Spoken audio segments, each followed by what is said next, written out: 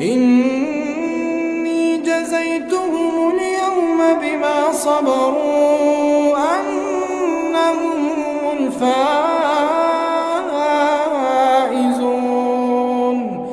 قال كم لبثتم في الأرض عدد سنين؟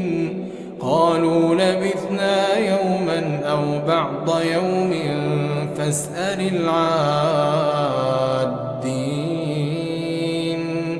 قال إن لبثتم إلا قليلا لو أنكم